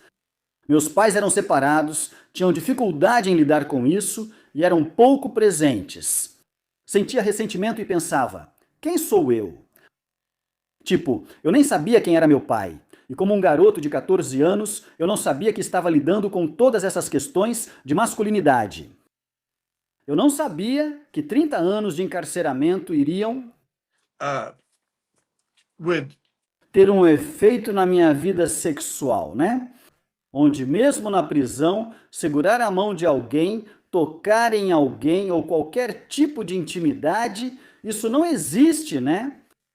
E como a gente acaba compensando isso de outras formas, né? E fantasia e realidade são duas coisas diferentes. Sabe, talvez eu esteja meio que me perdendo aqui, mas... Sobre o assalto à mão armada, você conheceu alguém que cometeu esse crime. Isso foi uma das suas 3 passagens? Como ocorreram suas 3 passagens? Sim. Então, minhas 3 passagens foram arrombamento em residência, assalto à mão armada. E a minha terceira passagem foi por lesão corporal contra o cônjuge, que legalmente não é classificada como violência doméstica grave, nem como crime violento. E quando a lei dos 3 crimes da Califórnia entrou em vigor, eu estava cumprindo uma sentença de 9 anos por assalto à mão armada e arrombamento. Eu tinha uma pena de 4 anos, uma sentença de 4 anos. Não, era uma suspensão conjunta de 5 anos e depois 4 anos pelo assalto à mão armada. Essa foi a minha. Fui condenado em 1991 a 9 anos de prisão por assalto à mão armada e arrombamento. E eu cumpri cerca de 5 anos dessa pena. E eu saí, fui direto para o bar. Conheci uma mulher que that afirmava ter um histórico de violência doméstica, certo? Eu estava bebendo e acabei entrando direto nessa situação de violência doméstica. Quando fui preso, I disseram que eu enfrentava de 48 anos a prisão perpétua por causa da minha terceira condenação. E foi basicamente por ter discutido com minha namorada. Muito, eu basicamente entrei em negação na época, tudo estava ruim, mas eu realmente não sentia que isso justificava uma sentença de prisão perpétua. E foi aí que eu comecei... Quando entrei no sistema prisional da Califórnia, porque eu tenho um problema com violência doméstica, certo? Categoria. Em termos de categoria, eu não conseguia entender por que eu continuava pegando caras assim. Ele tem isso na ficha dele, ele tem um celeiro na ficha dele, ele tem crime contra a criança na ficha dele. Eu era imaturo demais e estava em negação na época para perceber que, categoricamente, lesão corporal contra o cônjuge é a porta de entrada para todas essas coisas, certo? Olhando para trás, se eu fosse administrador e precisasse alojar alguém, diria: preciso colocar esses caras juntos, ou pelo menos tentar, certo? Pelo menos tentar descobrir quais são os níveis de custódia e como esse processo poderia começar e tudo mais, se a ideia for fazê-los se ajustar. Então, era uma negação sobre tudo isso, e é por isso que esse ressentimento só foi crescendo, porque eu estava me escondendo à vista de todos. Eu tinha vergonha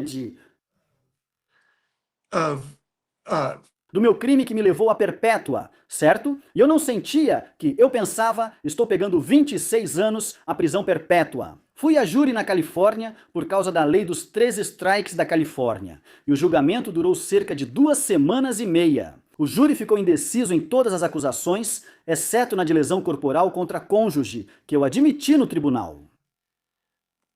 E eles tinham me oferecido acordos, mas eu estava tão convicto sobre o que eu fiz e o que não fiz, como as coisas realmente foram e como o meu passado se relaciona com isso. Estou dizendo, eu não tenho nenhum histórico de nada disso, certo? Eu tenho um problema com abuso de substâncias. Eu roubava coisas e acabei evoluindo para assaltos à mão armada. E eu era um garoto problemático. Ser condenado a 26 anos à prisão perpétua pela lei dos 3 strikes da Califórnia. Acordei em Sinela quando o primeiro entrou na minha cela e pensei, esse é um assassino. Certo. Ele entrou na cela e me mostrou fotos dele com membros de gangues respeitados desde o momento em que chegou lá. E eu meio que consegui ficar sob a proteção dele um pouco, sabe? Mas eu sempre tive vergonha da minha vida, Craig. Sempre foi um ponto problemático. Sabe, quero dizer, e eu quero dizer, sabe? Então a única maneira de encobrir esse problema era criar um problema maior, certo? Acho que o incidente em Lancaster foi decisivo porque senti que poderia sofrer medidas disciplinares. Eu sentia que aquela pessoa deveria querer seguir a minha linha. Em relação a isso, certo? E então, sabe, nas partes iniciais, antes de eu começar a ficar realmente ativo no meu, eu tive colegas de cela que cometeram crimes questionáveis e que eu tirei da cela conversando. E eu tinha isso sob meu controle. Mas isso pode se tornar exaustivo, muito cansativo e muito ameaçador, porque se isso vazar, certo? Então, eu meio que antes do Jake em Centinela, eu tinha um colega de cela, ele tinha uma acusação duvidosa. Falei para ele, vamos fingir que não nos damos bem e não contar para ninguém. Agora sai da cela. No dia seguinte, ele esfaqueou 3 agentes penitenciários em Centinela, foi pro isolamento e passou a ser um dos caras que mandavam. E aí, quando o Jake entrou, né? Esse cara veio direto de Pelican Bay. Sou um garoto jovem e impressionável. Tô tentando me situar, certo? E porque eu tinha um pouco de educação, porque eu tinha um pouco de habilidades sociais, eu acabava indo para as alas e socializando, certo? Dizem que um coelho esperto tem 3 esconderijos. E mesmo que eu não devesse estar conversando com esse cara, com aquele cara e com aquele outro, eu estava. E eu estava investindo neles e construindo minha reputação e minha credibilidade com eles. Mas era quase como se fosse algo instável. Eu sempre me sentia um pouco diferente, o que me fazia compensar demais, certo? Como em Crime e Castigo de Dostoiévski, depois que ele está andando pelas ruas e ninguém sabe o que está acontecendo, certo? Eles não conseguem ver tudo isso, mas eu aprendi que trouxe isso comigo. E então, quando comecei a me conhecer assim, comecei a perceber isso nas outras pessoas. E foi aí que me tornei manipulador e muito focado na tarefa em questão. Porque foi assim desde o momento em que entrei na Centro de Detenção Juvenil até o momento em que saí. Era uma questão de sobrevivência.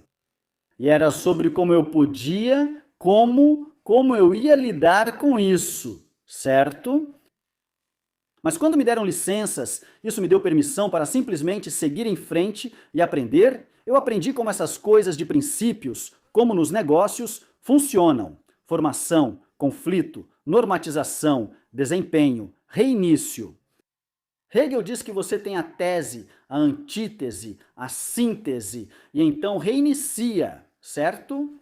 Na violência doméstica você tem a lua de mel, a tensão, a explosão, o reinício, certo? Então, em um ambiente de programação, e porque eu tive tantos anos de encarceramento, e eu realmente queria fazer o bem, eu realmente sei, tipo, eu me dou bem em estruturas, ambientes, eu me dou bem, eu trabalho bem em equipes, certo? Eu não preciso, eu posso, eu sei como passar a bola. Eu posso sentir tanto prazer quanto você marcando pontos. E a gente vencendo. E então eu percebi isso com muitos dos caras que são meus amigos,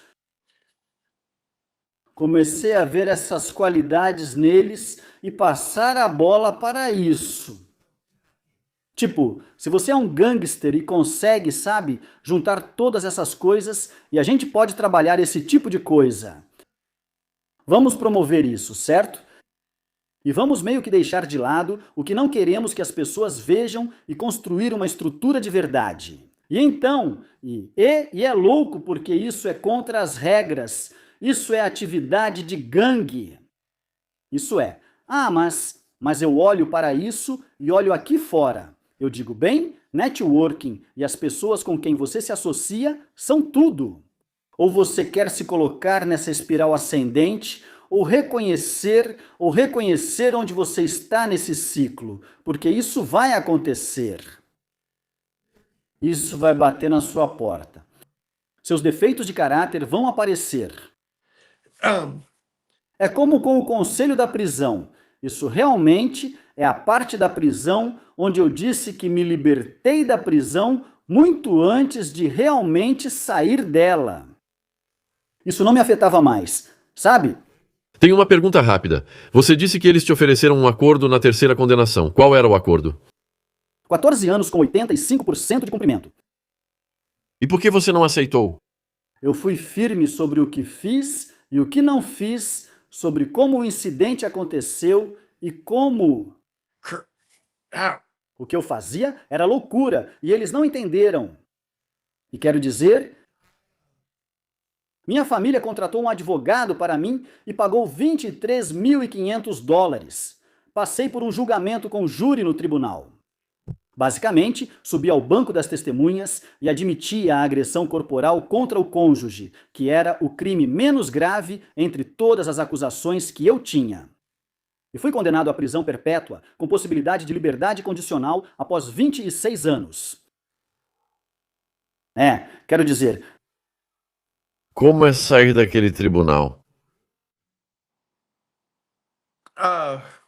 Entorpecido? Exausto. Foi algo que levou, Já estava condicionado, pois cumpri sentença de 9 anos antes, reduzida pela metade. Não queria ter no meu histórico uma acusação de lesão corporal contra o cônjuge, ou seja, violência doméstica. E quero dizer, quando fui sentenciado, foi devastador. Sua mãe foi a... Ela foi. Sim, ela foi. Minha mãe esteve lá o tempo todo. Como foi ver o impacto disso na sua mãe? Foi difícil. Quer dizer, para falar a verdade, eu já estava envolvido no sistema desde que comecei a ir para o centro de detenção juvenil e só repeti esse padrão. E esse padrão foi resultado direto do abuso de substâncias, álcool e drogas. Porque quando estava sob custódia, eu não usava, mas assim que saía, ia direto para o bar, para a festa, para as coisas e tudo mais. E então com um histórico que resume tudo, sabe? Eu posso te contar que no primeiro dia em que fui para a prisão, cumprindo minha sentença de prisão perpétua, eu manipulei uma situação onde um cara que era meu amigo na minha sentença anterior, que testemunhou contra mim no meu julgamento. Bem, ele estava na minha casa e testemunhou no meu julgamento. Na verdade, ele estava preso por violar a liberdade condicional e estava no mesmo ônibus que eu quando fui para a prisão. Antes de entrarmos no ônibus, estávamos na cela de espera e ele tem 2,3 metros. E eu fui atrás dele na cela de espera e nós fomos separados. E então, nós entramos no ônibus. E quando entramos no ônibus para ir para a prisão, eles me tiraram do ônibus e me colocaram em uma área de confinamento. Esperei o dia inteiro no R. Quando vieram me entregar meus pertences, eles esqueceram que eu estava na cela e me deixaram pegar meus pertences e sair do balcão. E eu fui guardar os pertences. Marchei por todo o R e fui direto para a cela de espera no meu primeiro dia de prisão perpétua. E eu parti para cima do cara de 2,3 metros e fui para a ADSEG. Mas, sinceramente, eu não tinha coragem de esfaquear ninguém naquela época. Eu não tinha, era a última coisa na minha cabeça, sabe? Porque se você avançar 3, 4, 5 anos depois, eu teria esperado para ir até o refeitório, pegar um garfo e enfiar no pescoço dele. Sabe o que quero dizer? Porque eu tive 2 colegas de cela que foram mortos na cela ao lado e outro que se matou em Folsom, na cela 3505. E quero dizer, eu nem cheguei a falar sobre as greves de fome preventivas, onde eu estava e o que eu estava fazendo quando participei disso, porque é muita coisa, sabe?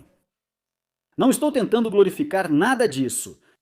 O que eu estou dizendo é que eu percebi que existe uma prisão de cimento e existe uma prisão mental, certo? E eu mesmo caminhei direto para o meio desse labirinto e de forma voluntária. E sabe, a única maneira certa de sair desse tipo de labirinto é colocar uma mão na parede e não tentar adivinhar. Não tente adivinhar. Percorra tudo. Entenda que formação, conflito, normatização e desempenho acontecem. Entenda que a tese, antítese e síntese, isso é real. E quando se trata de comportamento humano, quando se trata de sistemas de comportamento humano, você precisa observar ao redor. E você tem que saber que se você está sentindo isso, ele ou ela também está.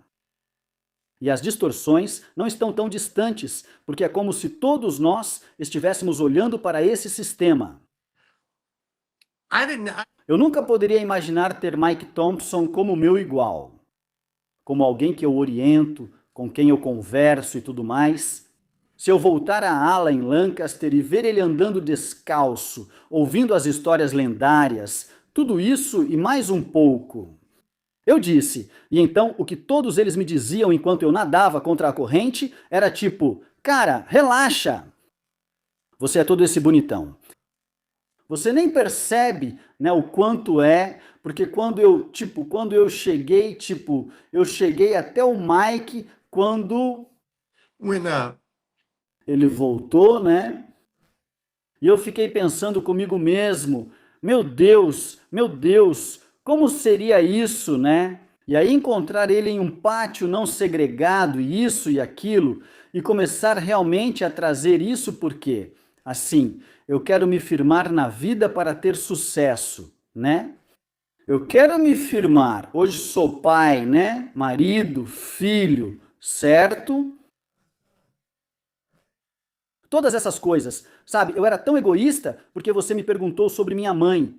Minha mãe é a mulher mais incrível. Eles chamam ela de mãe Goji. Minha mãe enfrentou todo o estado da Califórnia quando comecei a praticar Goji, colocar a autoajuda em prática e fazer todas essas coisas. Ela está lá, cara, ela ainda está lá. Eu nem conseguia, eu estava em total negação sobre qualquer coisa que minha mãe estivesse passando. Eu ainda era aquela criança machucada, que não entendia por que vocês se divorciaram ou por que não podiam me contar essas coisas. E agora eu percebo, sabe, minha mãe, que Deus a abençoe. Ela passou por algumas coisas, né? Cara, e ela estava tentando me proteger disso. E aí essa proteção me expôs da pior maneira possível. Filho, estou me lembrando de uma época. Meus pais trabalhavam em um hospital psiquiátrico na minha infância.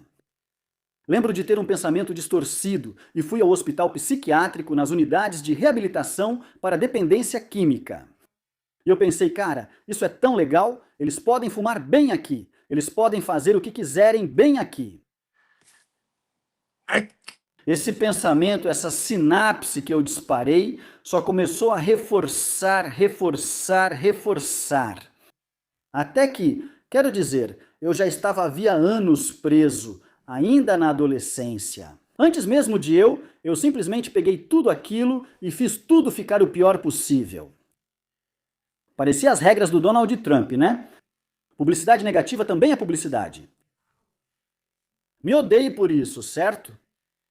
E eu comecei a aprender isso nesses ambientes do Shu, porque você começa a perceber e começa a analisar cada pessoa que está vendo e o quão letal isso é.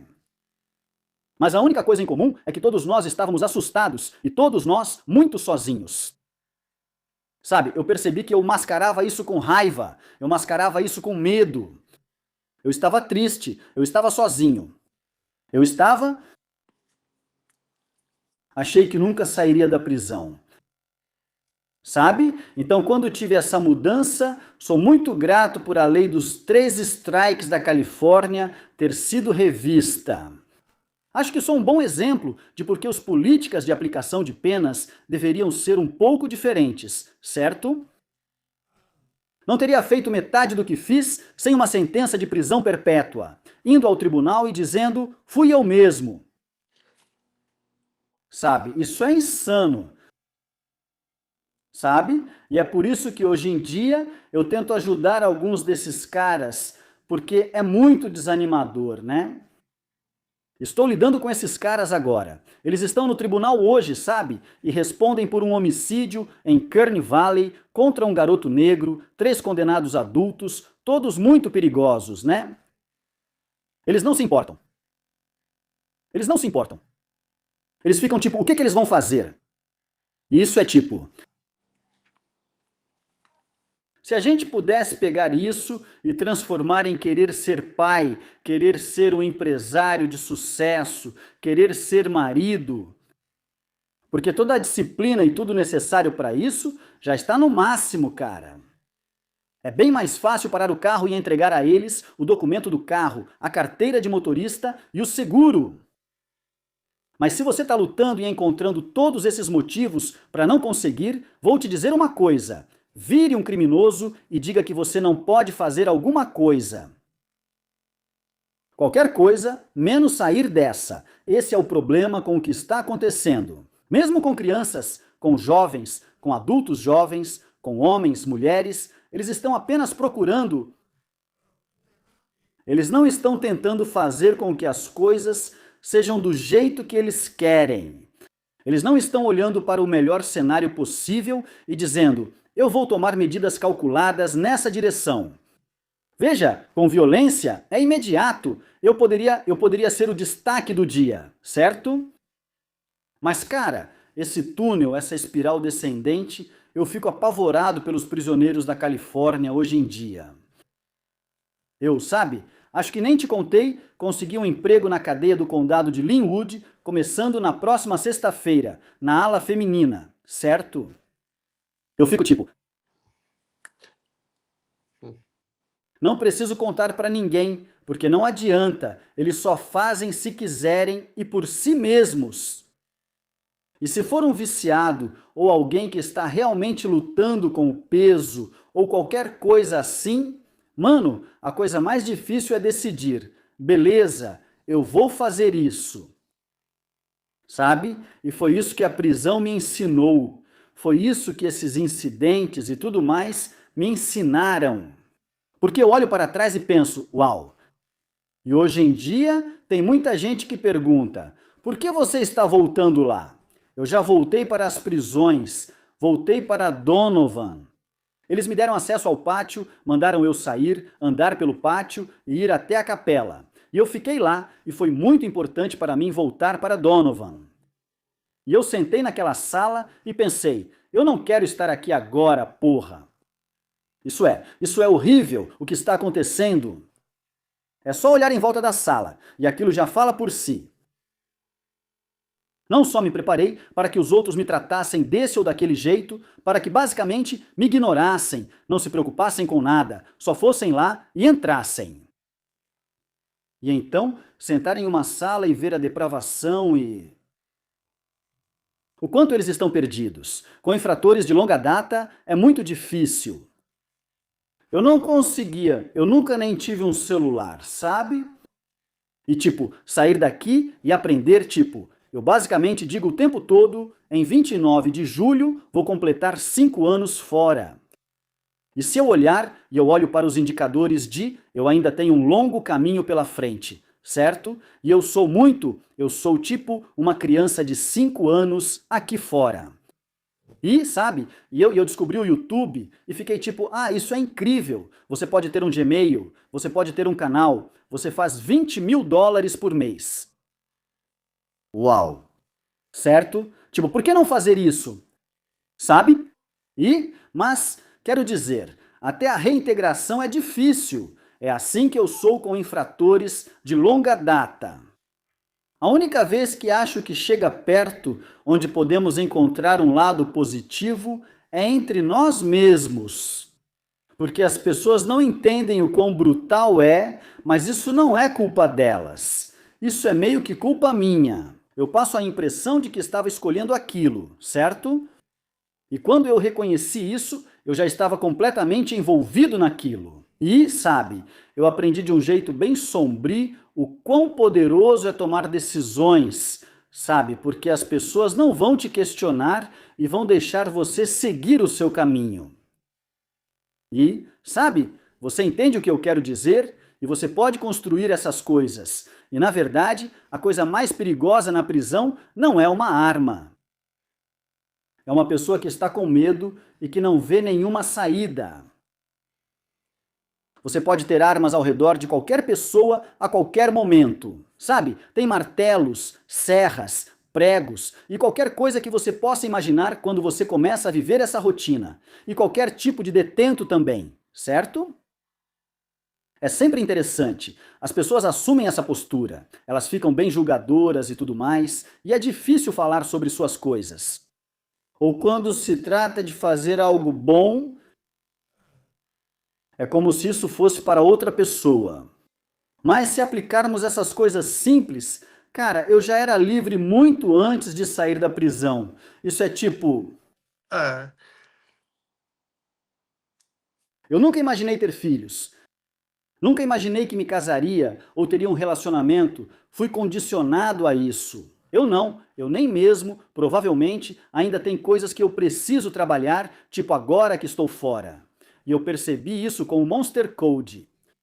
Ele era meu vizinho de porta. René Henriques, meu vizinho de porta. Mike Thompson. Todos nós crescemos nesse sistema onde tudo isso era só fantasia. Isso não é realidade, mas, quero dizer, eu respeito isso. Você vê qual é o potencial deles e como eles deram a volta por cima. E eles realmente foram muito mais longe do que outras pessoas. Certo? E eu digo, cara, será que eu conseguiria aguentar, tipo, se você soubesse tudo sobre mim, tipo... E do jeito que essa economia funciona com as pessoas, é que você pode fazer algo, você pode fazer certo por uma pessoa várias vezes. Mas basta errar uma vez. Aí esse crédito acaba. E pelo menos no pátio da prisão, o que eu aprendi é que provavelmente existem mais habilidades de enfrentamento dentro de uma instituição, mesmo entre os detentos mais disfuncionais que existem. Porque a gente encontra um jeito de conviver no espaço ou não, e aí a gente se separa. E é um campo mórfico bem grande quando você é um infrator de longa data e sai, e sente como se estivesse em um livro do Dostoiévski. Ninguém sabe o que está se passando na sua mente. E muitas dessas coisas é só imaginação. Tipo coisas estranhas como, eu não gosto de entrar em lojas. Eu não gosto de fazer transações em dinheiro. E principalmente porque, se eu não posso comprar, não quero ficar lá dentro olhando, porque vou acabar querendo, sabe? Ou vou querer para os meus filhos, ou dói, entende? Então eu justifico isso, eu fico do lado de fora. Mas, sabe, estou trabalhando nisso, e pelo menos eu sei que só tenho 5 anos de vida aqui fora. Sabe, dado o meu número, filho, você entende, mas o meu número do CDC, isso é algo que eu provavelmente não deveria ter deixado passar. Meu número do CDC era 806660. E como isso entra em todo o mito, certo? Ou saindo direto do Apocalipse, meu número literal do CDC, eu tenho minha identidade. E como esses números me afetaram.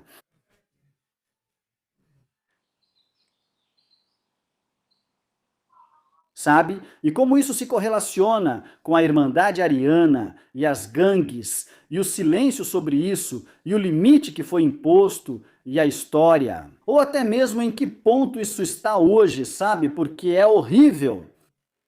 E esses pátios isso provavelmente são piores do que os pátios da população geral em que eu estava antigamente.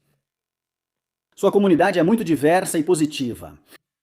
Mas dentro da instituição e com essas peças no lugar, as pessoas decidem como se misturar e conviver com outras pessoas aqui fora, no mundo livre. É aí que fica assustador. Sabe? James, que bom que você conseguiu resolver com essa ajuda. Boa sorte no trabalho na cadeia do condado. Acho que você disse que é com mulheres. Fantástico! Sabe, você passou por um verdadeiro batismo de fogo na sua vida. Tantas situações perigosas. Para quem está assistindo há 2 horas, vou deixar o link do seu canal do YouTube na descrição. YouTube é a melhor forma de te acompanhar ou você está em outras redes sociais? Sim, estou em todas elas, mas estou realmente tentando fortalecer o Excuse Me on the Tier. E também, Mike e eu vamos começar um canal chamado Brand New. Esse Excuse Me on the Tier vai ser focado principalmente na prisão, no que acontece lá dentro e em como isso funciona. E o Brand New vai ser sobre reintegração a longo prazo e como é ser um cidadão, pagar impostos, ser pai, ser membro da comunidade. Todos nós temos esse potencial dentro de nós. Acho que a gente foca no negativo por natureza. E se aprendermos a praticar um pouco de positividade e, sabe, reconhecer isso em si mesmo. Você tem valor, sabe, e tudo é possível. Eu sou uma prova viva disso. Tipo, minha vida hoje é tão incrível. Sabe o que quero dizer? Tipo, ser pai e, sabe, mexer no YouTube e poder conversar com todos os meus amigos no telefone e contar histórias de guerra. Sabe? É que a energia que você transmite é tão positiva. E olhando para a sua foto na identidade antiga, parece que é uma pessoa completamente diferente. É. Sim, estou evoluindo todos os dias. Estou nesse ciclo. Agradeço a você pelo seu tempo. E, cara, se algum dia, sabe, eu puder ajudar em alguma coisa, estou dentro. Sabe, eu tento ser um livro aberto. Eu provavelmente poderia condensar isso e canalizar um pouco, mas eu adoro quando é algo orgânico, sabe? Essa é a única regra que eu tenho. É tipo, seja você mesmo, cara, porque a gente acaba colocando uma máscara e tenta ser isso, tenta ser aquilo. Isso só vai levar à decepção, sabe? É. Então, sou muito grato por ter te conhecido, por ter essa oportunidade. Muito humilde mesmo, irmão. Bem, obrigado por passar esse tempo com a gente, James. Pessoal, deixem nos comentários o que vocês acharam disso. Todos os links do James estarão na descrição abaixo deste vídeo. Por favor, apoiem o trabalho dele. Obrigado por assistirem e se cuidem onde estiverem. Se você está procurando uma leitura de Natal impactante e angustiante para dar de presente a alguém, meu livro mais recente, já escrevi 17 livros. Isso faz parte de uma série de livros gratuitos. O mais recente, terceiro da série, Conversas com Serial Killers e Assassinos. Link na descrição abaixo deste vídeo. Na contracapa, tendo ganhado reputação por conquistar a confiança de algumas das pessoas mais perigosas do mundo, Sean se aprofunda em suas entrevistas mais impactantes com os assassinos mais ameaçadores e violentos que já conheceu. De serial killers a gangues brutais de prisão, Sean reuniu suas conversas mais fascinantes e incríveis com figuras criminosas chocantes. Ele explora a vida de um assaltante à mão armada, de um homem que passou 45 anos atrás das grades e de um serial killer com 52 vítimas confirmadas. Esse é Delmas Colvin. Ouvi aquele podcast novamente no dia seguinte, o que atrapalhou meu sono. Foi o mais assustador que já fiz. Entrevistar Delmas na prisão, onde cumpre prisão perpétua. Se você tiver interesse nesses livros, agradecemos seu apoio. Os links estarão na descrição abaixo deste vídeo. Se você estiver assistindo no YouTube, valeu!